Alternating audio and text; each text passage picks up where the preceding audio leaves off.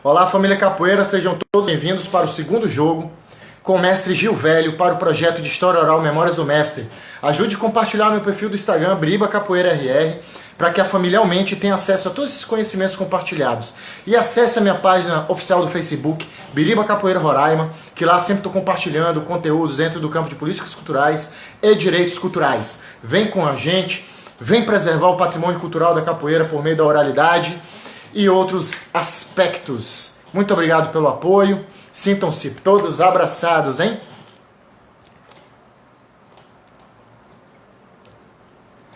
Bem-vindo, meu nobre responsável pelo site Onde Eu Acho Capoeira. Obrigado por apoiar aí o nosso projeto, viu? Fico muito feliz e ainda mais por ser meu conterrâneo aí da minha cidade, né? Goiânia. Tá me devendo um piqui, hein, meu amigo? Vou cobrar, hein? Bem-vindo, Pantera Estagiário. Tamo junto.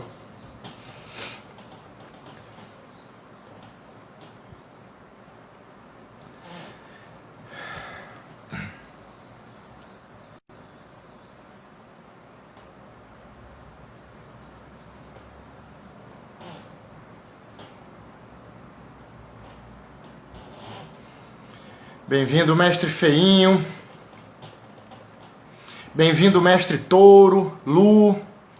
Muito obrigado pela presença do senhor, de todos vocês, para este projeto de história oral que já completa aí quase 90 dias. Todos os dias uma live de 2 horas, 2 jogos. São muitos registros de memórias com diversos mestres e mestras, Brasil internacional.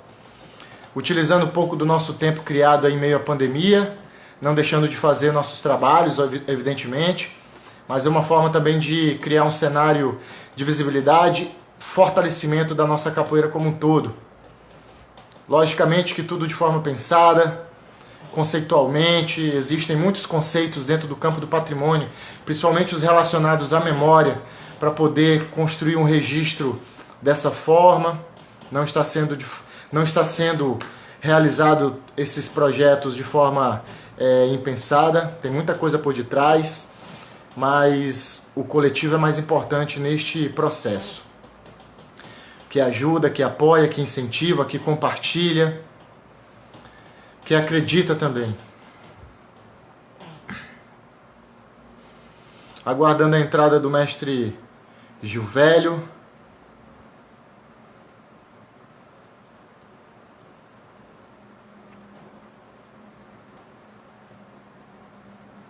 Lembrando que todos os vídeos ficam salvos no meu perfil do Instagram, podem baixar, compartilhar e, logicamente, compartilhando também os créditos desse trabalho, já que todos os mestres têm assinado termos de consentimento livre e informado para gerar esses registros de memória.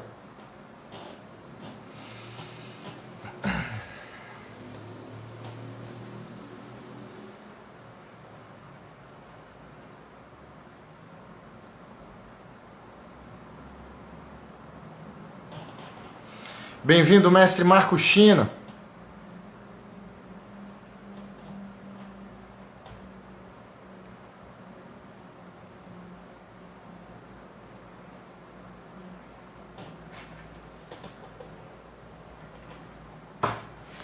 Estava sentado na beira do cais, ouvindo histórias que não voltam mais, que falavam de negros escravos e dos maltratos do capataz.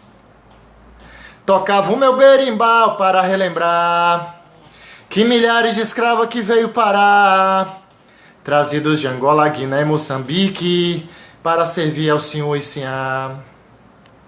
Um velho mestre dizia ao cantar que em seu sangue o negro foi parar. Seu corpo sentia só em pensar na palavra escravizar.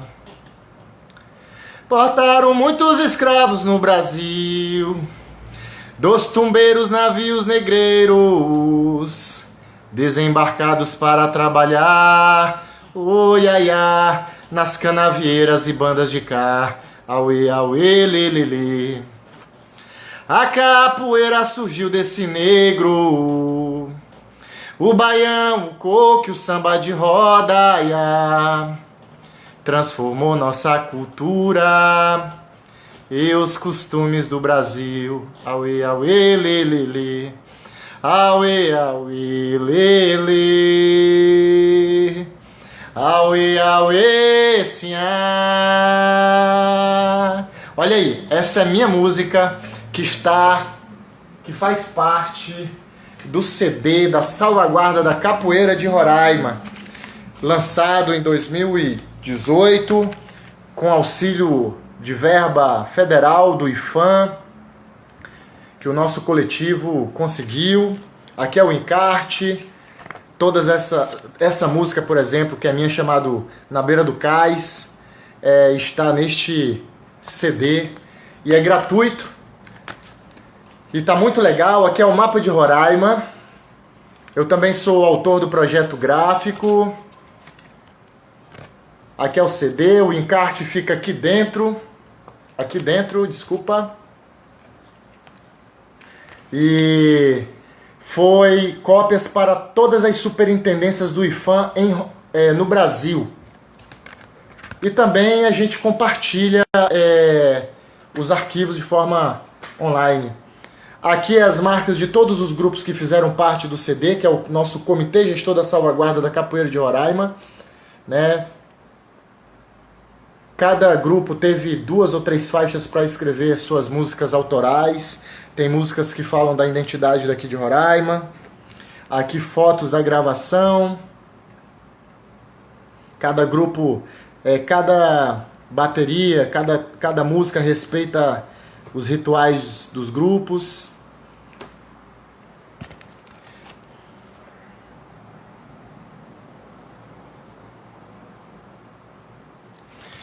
E é isso. São 18 músicas. E esta música que eu cantei, chamada Na Beira do Cais, tá aqui nesse CD. Aguardando a entrada do Mestre Gil, que eu acho que tá demorando para acender o cachimbo dele, mas eu tô esperando ele entrar. Obrigado pela presença, Mestre Garrincha. Eu gosto muito dessa parte da música. Essa música eu criei ela há uns 3 anos atrás, chamado Na Beira do Cais. Tem um trecho que é assim: um velho mestre dizia ao cantar que seu corpo sentia só em pensar na palavra escravizar. Infelizmente, ainda hoje é assim no Brasil. Vamos lá, mestre. O senhor demorou, eu estava cantando aqui como eu fiz no primeiro jogo. Então, mestre, continua, né?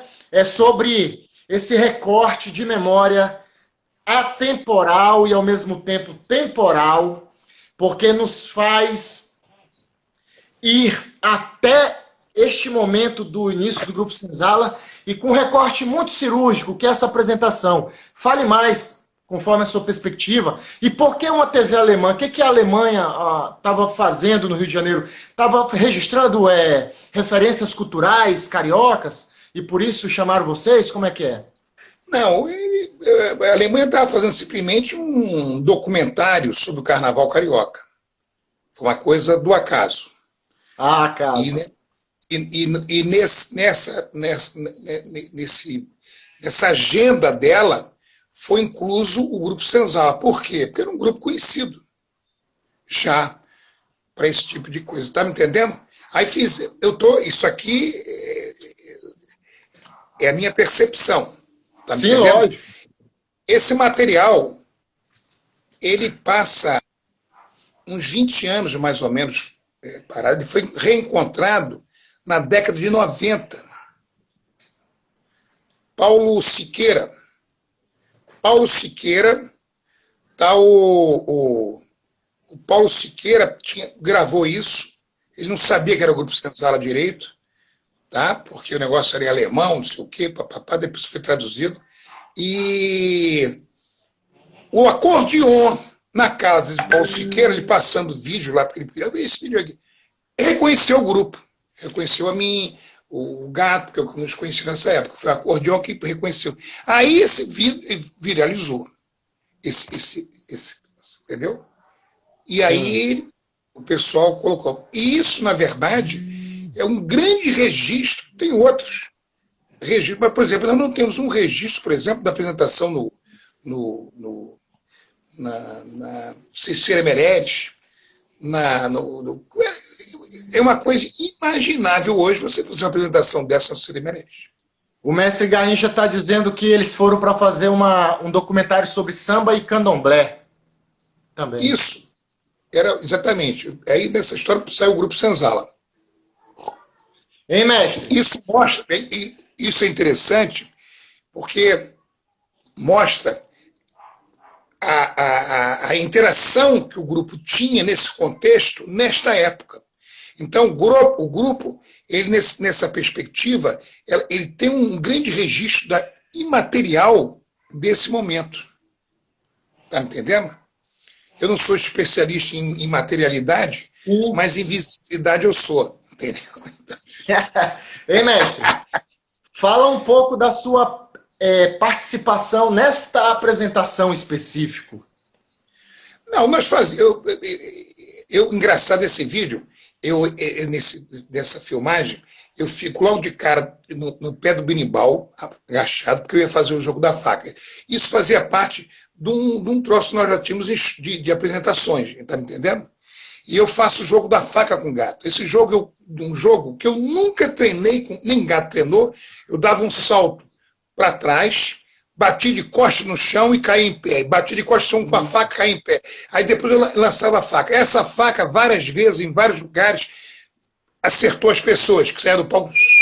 Meu Deus do céu, mas era de verdade? Era uma faca de verdade, inclusive uma faca que eu usei muito, uma faca de mergulho do Itamar. Meu Deus do céu!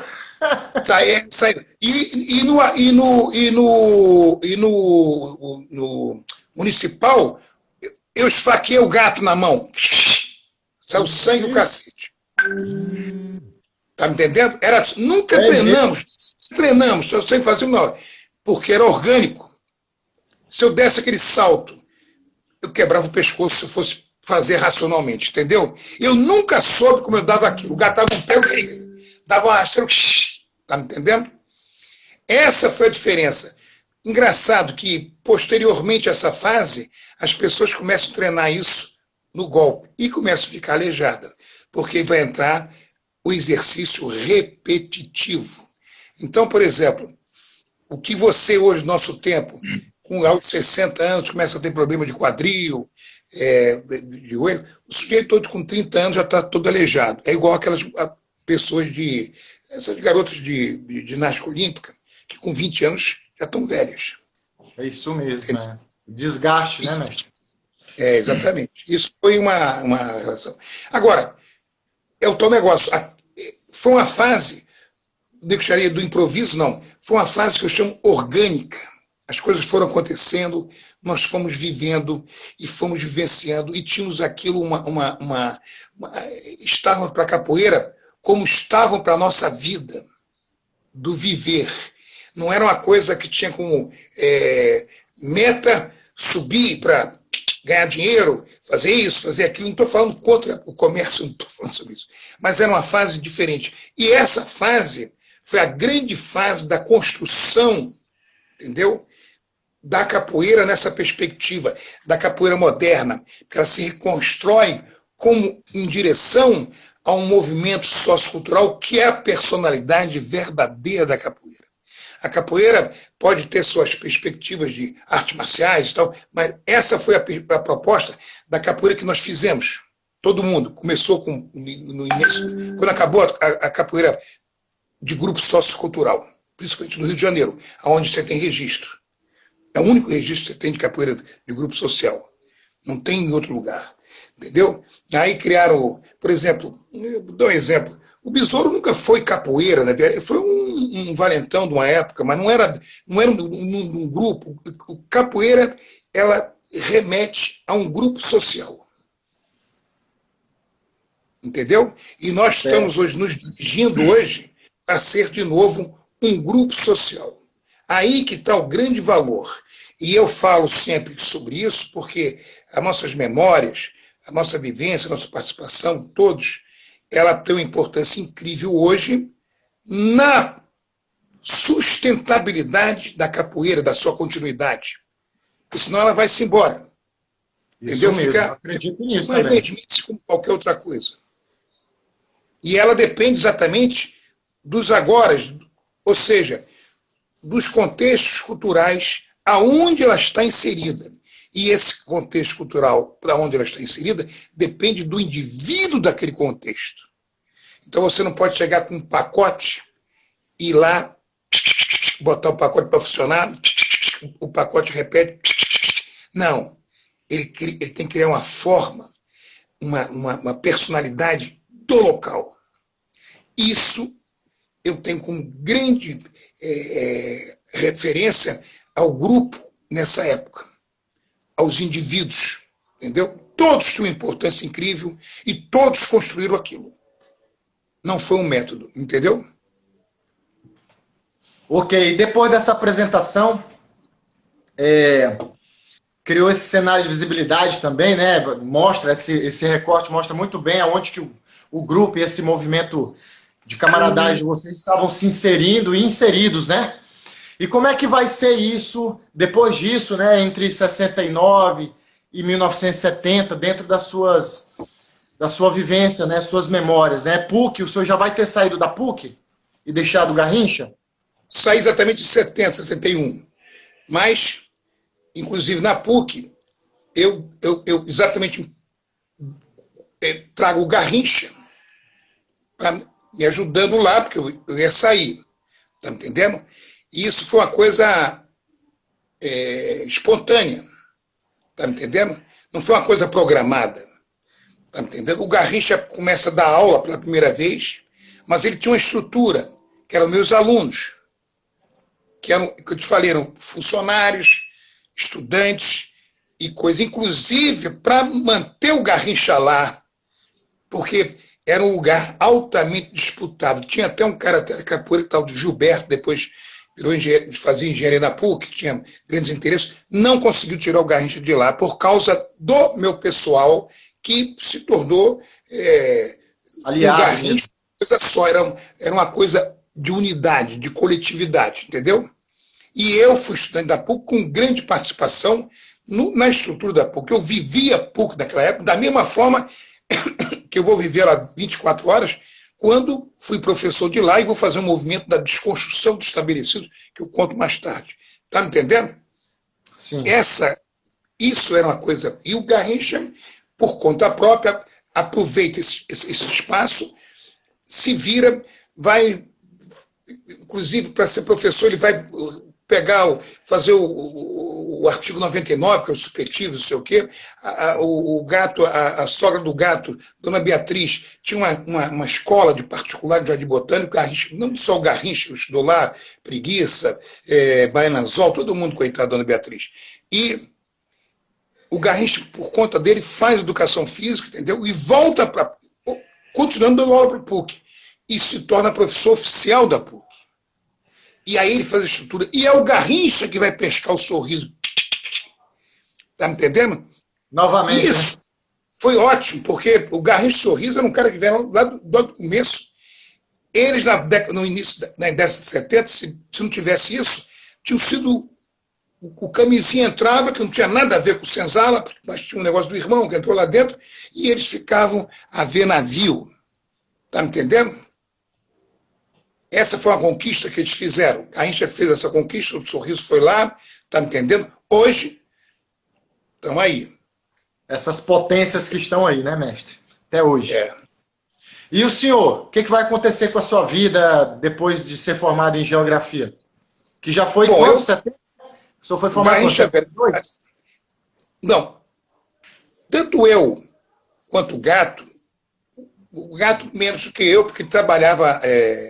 O Gato também viajava muito, fez trabalhos fora. O Gato foi engenheiro mergulhador, trabalhou até aqui no Rio Grande do Norte, no terminal salineiro e tal, não sei o que deve ser. Então, houve um afastamento das aulas.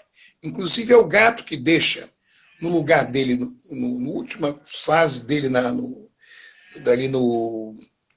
um canecão ali da associação, deixa o Camisinha dando aula, e o Gato tinha nessa época muito aluno. Nossa. Dentre eles, Paulinho da Viola, era aluno do Gato. Entendeu? Para você ver as interações que o Senzala tinha. Tá me entendendo? Nós tivemos no Corme Velho rodas que tem fotografias do Gilberto Gil, Caetano Veloso, tudo lá no Corme Velho vendo.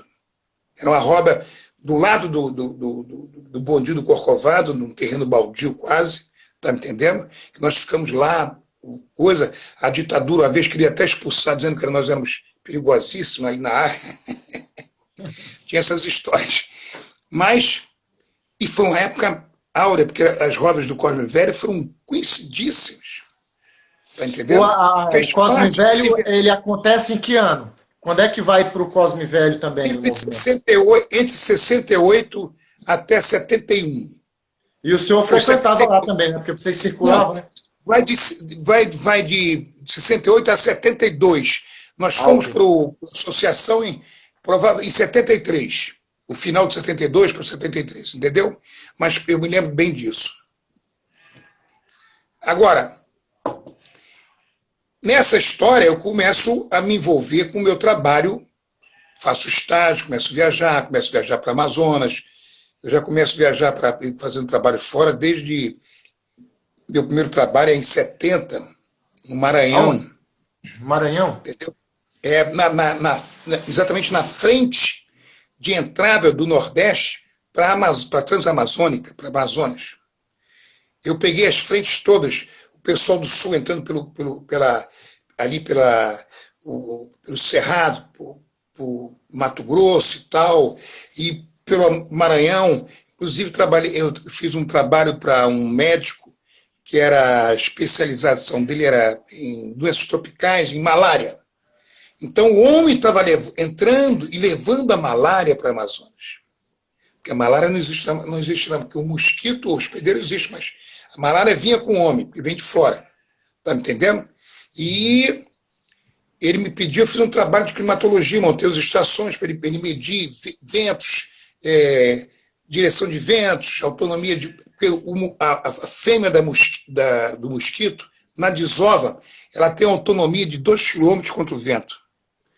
Então ela tem que perceber o gás carbônico que você exala, e isso é muito comum em periferia de cidade, em periferia de acampamentos, entendeu? Por isso que eu nunca peguei malária nos meus 18 anos, porque a maior parte do tempo eu trabalhava em lugares virgens. Pode se provar, tive sorte. Isso ficou quanto tempo no Maranhão?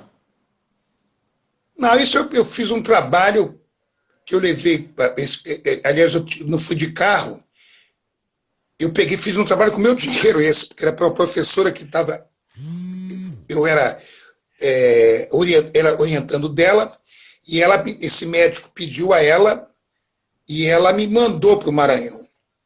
Para você ter uma ideia, eu levei 6 dias para chegar ali no Maranhão. O bonde quebrou no caminho, uma confusão desgraçada.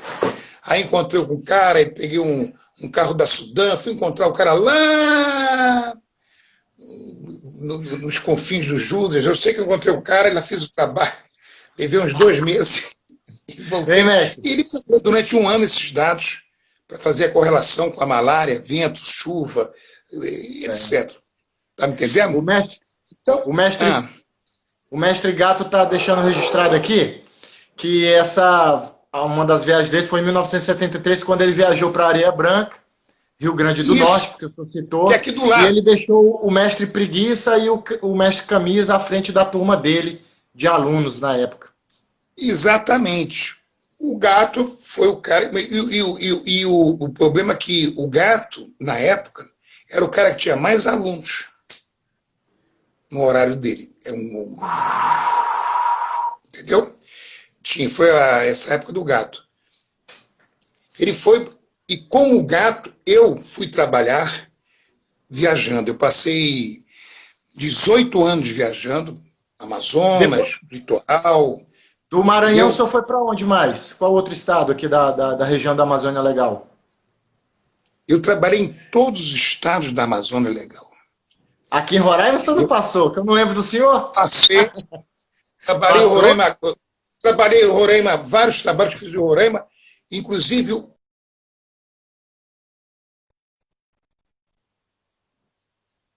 na FUNAI, eu trabalhei depois 8 anos na FUNAI, peguei vários índios aí no Amapá, aí em todo lugar. É Eu conheço a mesmo? palma da minha mão. Até no Pico da Neblina eu já subi lá. Nossa, é incrível.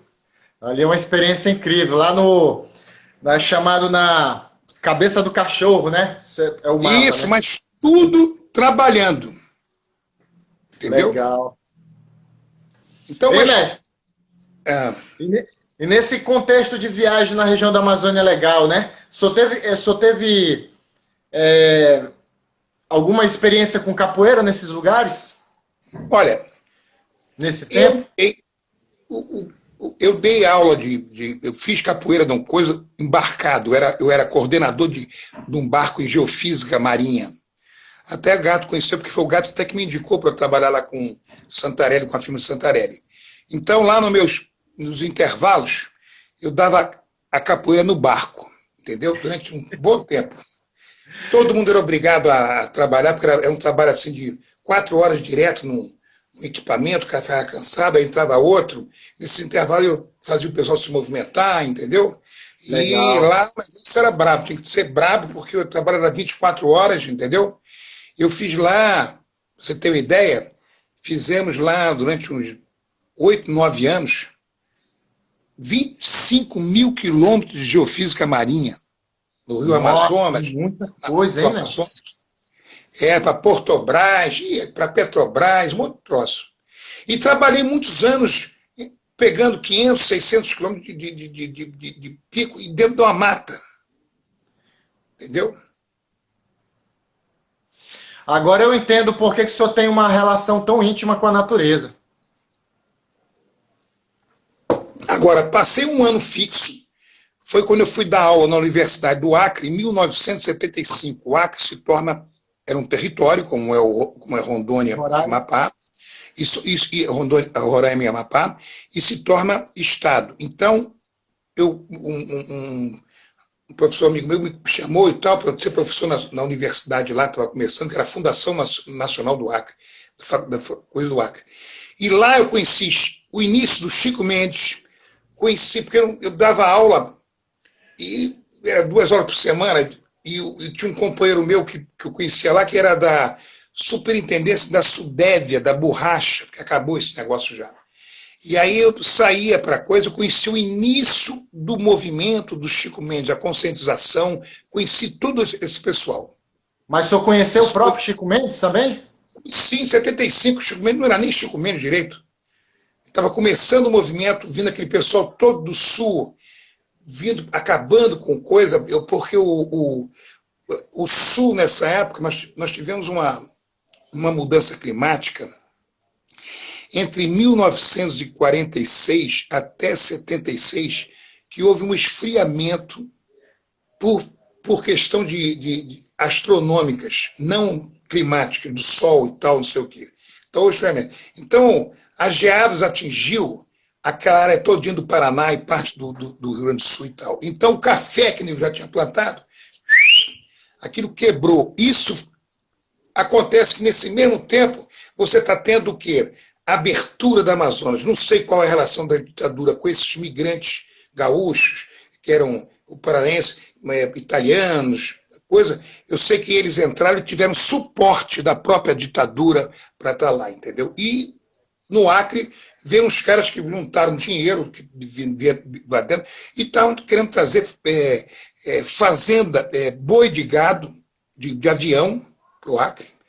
Tá entendendo? Comprando do seringalista, que era dono do seringal, o seringal vendendo. Só que lá dentro tinha os seringueiros, que nunca tiveram relação de propriedade com os seringallistas. Estão ali, que são, na verdade, a maior parte são descendentes misturado com o pessoal da região, de índios e tal, do tempo que o Acre era da Bolívia.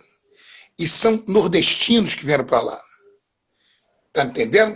E esse uma pessoal realidade aqui de Roraima também. Os nordestinos é que centenas de anos tinham uma relação com a floresta, plantavam, comiam, dependiam dela, não tinham relações de propriedade, porque e aumentando o seringal do seringalista, porque o filho nascia, ele pegava outro espaço para explorar e assim aumentando coisa, entendeu? Aí chega um cara de fora e diz, olha, vocês todos estão fora daqui em diante. O cara fala, eu?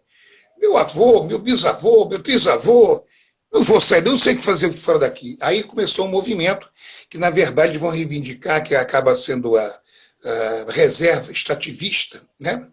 Que é a coisa que é da União, com direito de exploração do seringueiro, entendeu? E o senhor está...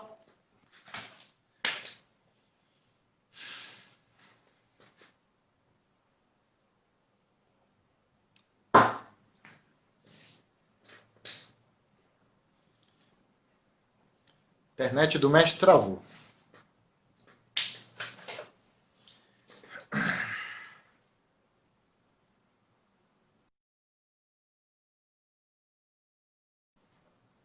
Saiu. Acho que alguém ligou para o mestre. O celular caiu. Bem-vindos. Estamos aqui compartilhando as memórias do mestre Gil Velho.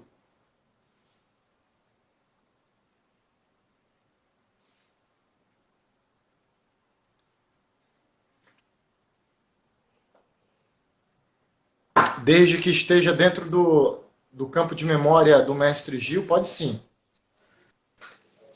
Pode não ligou, não. O negócio aqui saiu. Aí, quer dizer, foi uma época boa, inclusive, que eu tenho uma noção muito clara, por exemplo, do que aconteceu com o Acre, tenho uma noção muito clara da leitura socioecológica que foi feita dessa região, exatamente as coisas que hoje estão acontecendo. Fala um pouco dessa leitura, né? Fala um pouco dessa leitura.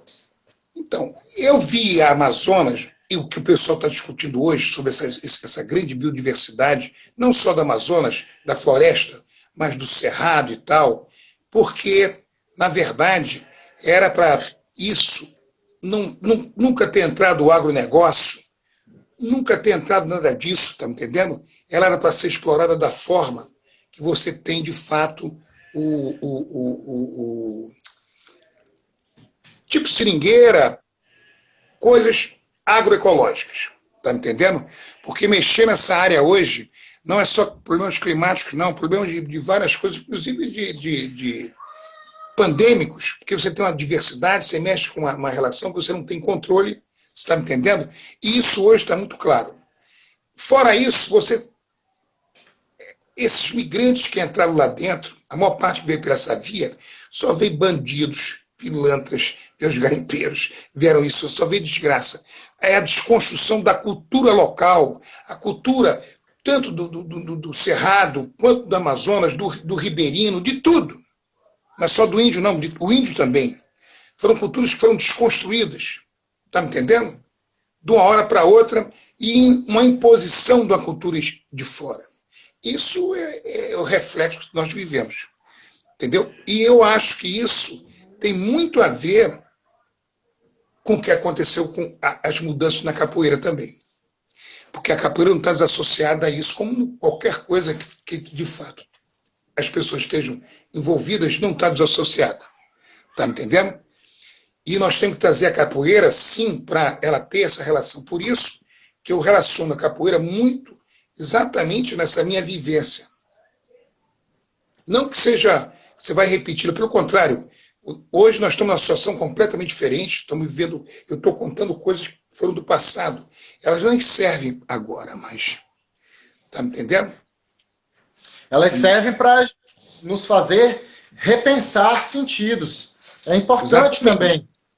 E como você vai encarar as novas coisas, porque o que está aparecendo são coisas novas. Isso. É importante para esse processo, né, de criar significados para o presente e para o futuro, né? E isso. Criar uma nova perspectiva. Hein, mestre? E aí o senhor fica nesse translado por 18 anos?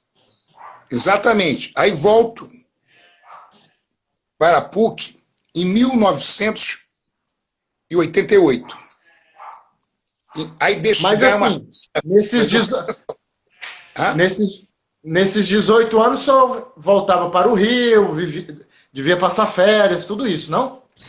Não, nesses 18 anos, eu basicamente morei no Rio de Janeiro, eu saía para trabalhar. Ah, ok. Passava às vezes 6 meses 3 meses fora, E um como é que o mês. senhor E como é que o senhor estava percebendo a mudança dentro da capoeira e o senhor, enquanto indivíduo, nesse processo da capoeira, nesse tempo entre trabalho e observação dentro da capoeira? Do grupo, fora do grupo?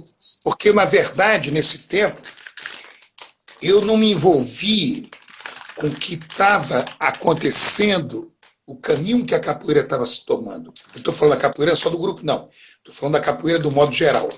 Entendeu? Ok. Se eu estava vendo ela, eu estava daqui olhando para ela, mas me mantendo na capoeira, entendeu? É como se eu me mantive na capoeira e deixei a coisa aí. E aí, realmente, eu tive uma perspectiva crítica disso, a tal ponto que quando eu volto para a PUC, lógico, eu ia treinar no Peixinho, porque não tinha mais aquele espaço de roda, era o Peixinho, de vez em quando no Garrincha, mas o Peixinho principalmente, porque tem aquele espaço, era mais perto de casa e tal, eu ia lá e tal, o pessoal eu vi Ramos aparecer, o Tony Pequeno, todo esse pessoal, mas em espaço que eu falei esporádico, treinava lá, entendeu? Tá me entendendo? Sim. Isso me deu uma possibilidade de ter uma visão clara, uma visão, inclusive, crítica do que estava acontecendo. Uma visão, eu acho que isso seria crítica no sentido de real, entendeu? E quando eu vou para a PUC, o que é que eu faço? Eu começo a capoeira, a estrutura da capoeira, do raso. Eu faço. Aí que começou a surgir o negócio de capoeira orgânica. Eu pego um grupo de pessoas, de alunos que me chamaram para dar aula lá. Garrincha estava dando aula lá, e eu levei os alunos. Não, eu quero. Pediram para fazer a parte, eu fiz. E eu só quero um detalhe: eu voltei para a PUC, deixei de ganhar uma grana viajando, ganhando dinheiro. Mas eu estava com 5 filhos já e queria criá-los, né? Entendeu? Já tinha casado umas 3 ou 4 vezes, 4 vezes, e queria ficar ali, perto dos meus filhos. Tá me entendendo? Então eu fiquei na PUC. Não ganhava quase mais nada, mas eu passava 24 horas na PUC fazendo aquele negócio todo, voltei a andar de bicicleta, tirei carro, e foi uma época assim, de uns 15 anos maravilhosos. Tá me entendendo? Que eu vivi organicamente. Eu estruturei um movimento que era a desconstrução do estabelecido. A PUC mesmo, através desse cara chamado Gilberto, que foi da capoeira. Gilberto foi um cara que se deu muito bem no mundo financeiro, ganhou muito dinheiro, não sei porque ele foi assessor do vice-reitor comunitário, e ele começou a mudar a estrutura da PUC quando eu chego lá. Aí eu começo a fazer sem querer com os alunos um movimento contrário disso. É a desconstrução do estabelecido. Eles foram tomando espaço e nós fomos tomando o território, porque eu passava 24 horas na PUC. E era professor só de 4 horas. Está me entendendo? Montei laboratórios, fiz pesquisas, e a capoeira entrou nisso. Então, a capoeira minha, ela fazia parte desse território. Não era uma coisa desassociada. Tá? Eu, ano passado, recentemente, eu encontrei meus alunos, foram festejar meu aniversário, e todo mundo se reuniu, e todo mundo se lembrou dessa época. E agora está unidos, querendo voltar. Foi uma grande época, uma época libertária. E a capoeira, eu comecei exatamente a questão orgânica nisso. Peguei o Nestor velho, Nestor capoeira, trouxe ele, nós começamos lá do coisa, o pessoal jogando sem calça, começamos a estruturar negócio de calça, não sei o quê, papapá, pipipi. E começamos lá, não sei o quê. Eu estou vindo até de cueca, às vezes, pra você ter ideia. A gente está falando de que ano aí, mestre? De que ano? Isso de 88, 89. Até de cueca fazia treino, mestre? Como é que é isso? Era uma cuecão, sambão, quer dizer que era calção, mas era cueca. Sei lá. Nós começamos um movimento lá, que foi agregando pessoas e comecei do zero. Exatamente. Eu fiz um movimento que eu começava a trazer as pessoas a se movimentarem a partir de si.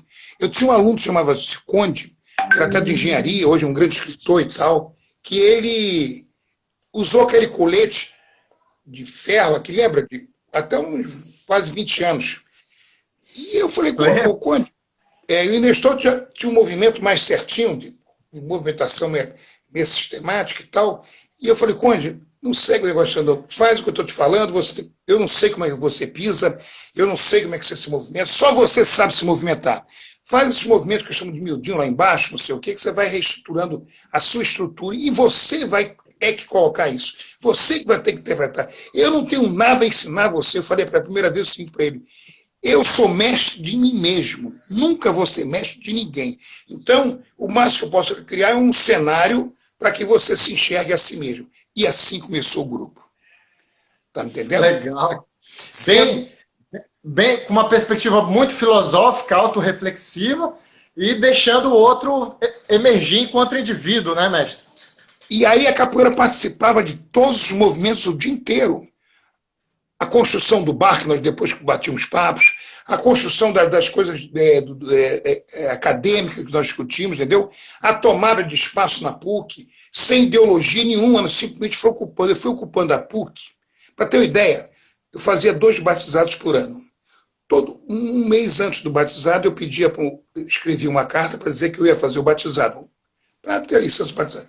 Pois bem, durante esses 15 anos, toda vez que chegava lá, professor, não tem a licença, eu não vi, então que se dane, vocês vão tirar meus alunos aqui. Eu começava às 5 horas da tarde e até às 7 horas da manhã, bebendo, fazia exatamente o terreiro do Valdemar lá. Tá me entendendo? Nossa Senhora!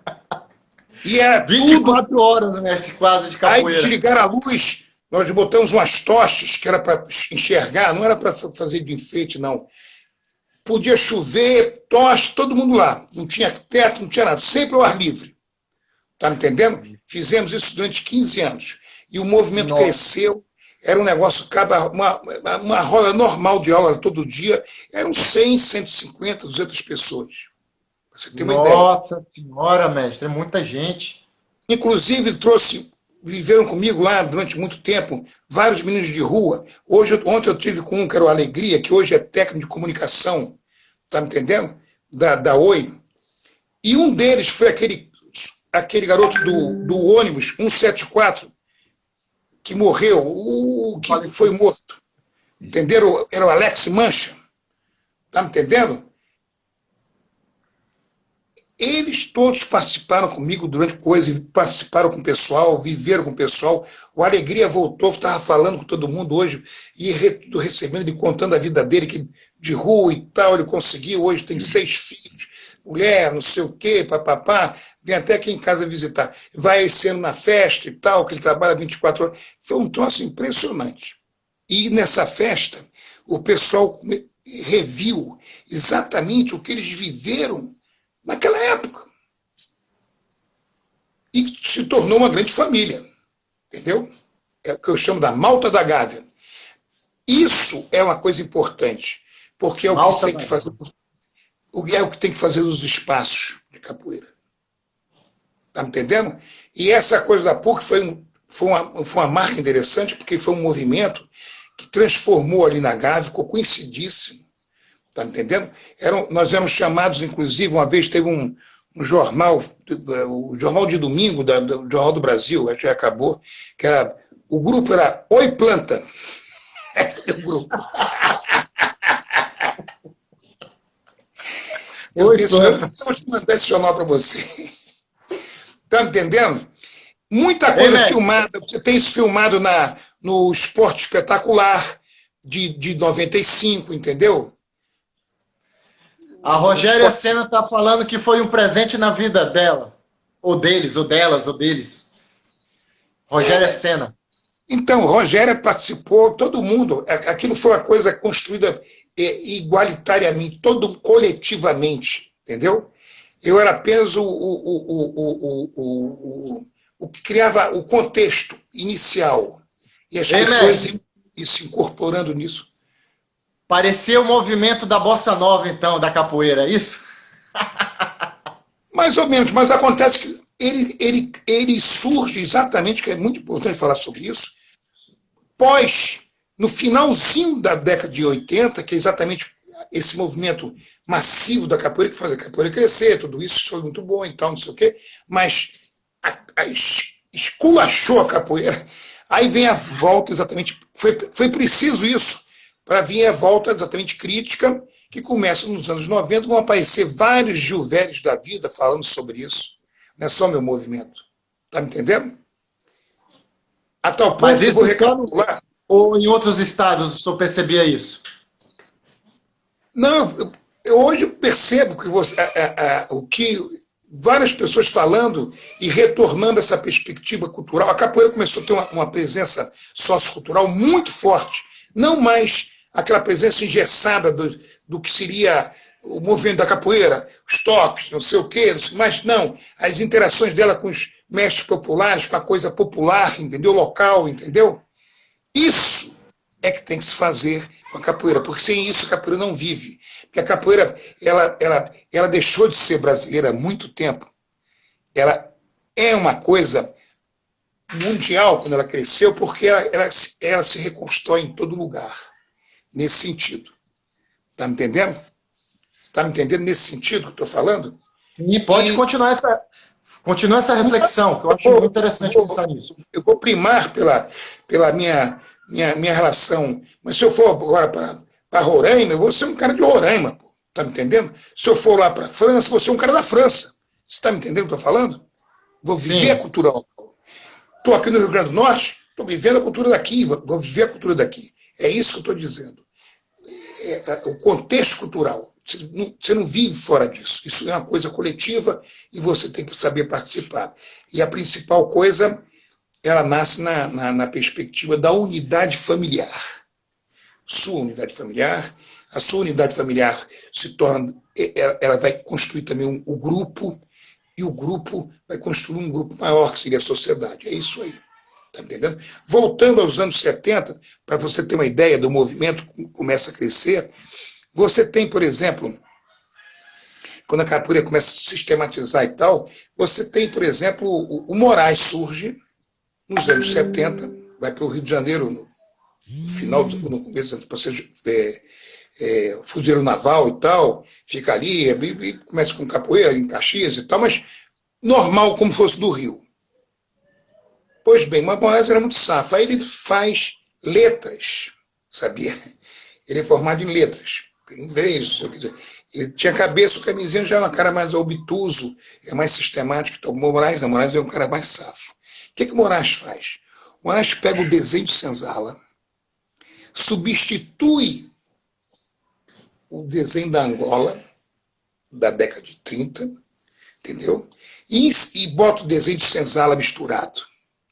Até hoje eu estava vendo um movimento de tipo um rabo de arraia, que era uma meia-lua sem mão, que chamava coisa muito rápida e tal. Eles falam até hoje.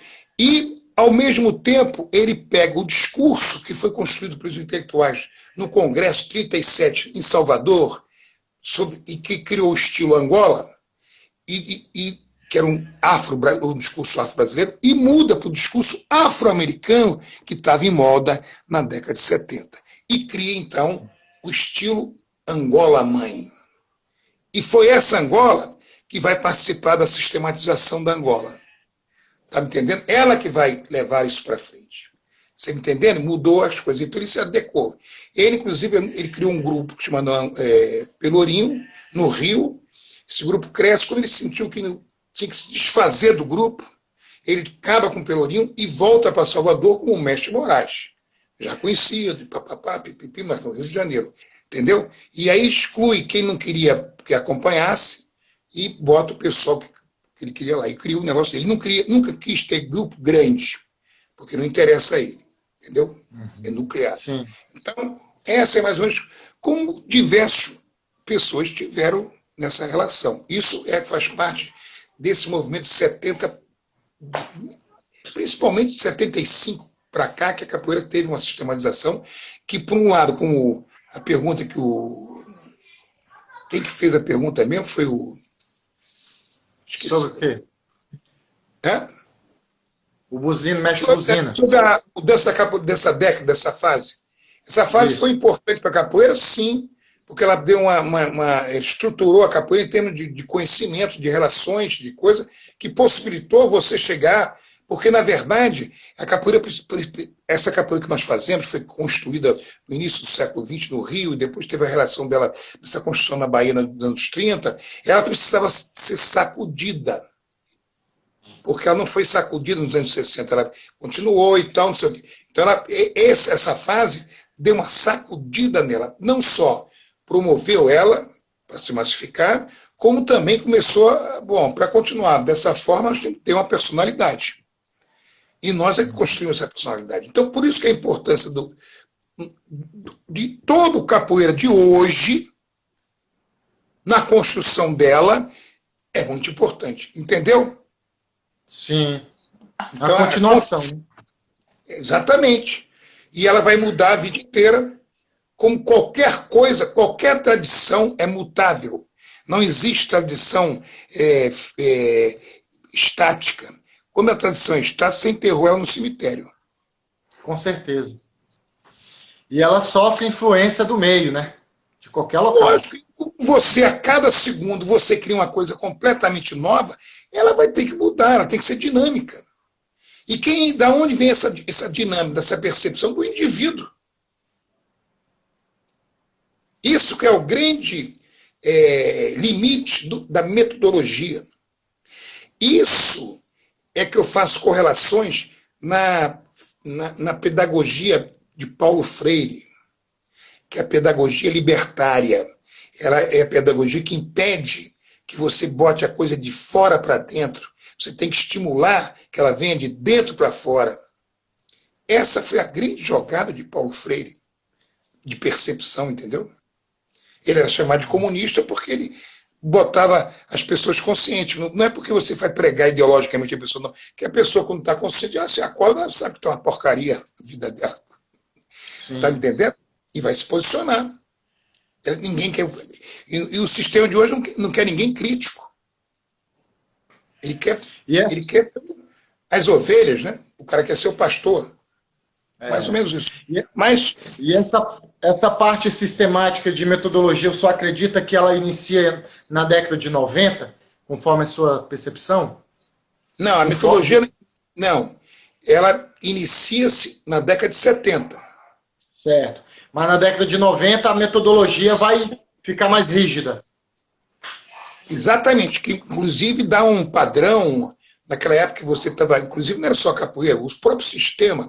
O sistema, da mesma forma que pegou o movimento hippie, o movimento de música e tal da década de 60, e em 70 transforma isso em consumo, ele faz a mesma coisa sem querer com a capoeira.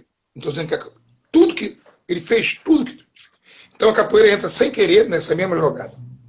Então ela entra, aquele desenho que era interessante, ele vai ser sistematizado e vai parecer exatamente com aquele negócio, começar os jogos. Aquele jogo que o nego jogava, porque agora tem jogo em que você tem um cara jogando capoeira, tem um cara filmado, tim. Não é videogame, hoje é videogame, mas antes tinha aquele jogo. Exatamente, essa época dos jogos. Era o capoeira, era fulano. É exatamente isso. E eu me lembro de uma cena que eu vi, que por azar era o Camisinha, numa exibição na praia, que ele tinha uma relação com a prefeitura aqui e tal, eram umas 400 ou mais de pessoas, e ele fazendo movimento, aquele movimento todo certo. O brilho, tom. Tá me entendendo? Era uma coisa, era um padrão só. As pessoas viravam aquele padrão robótico, entendeu?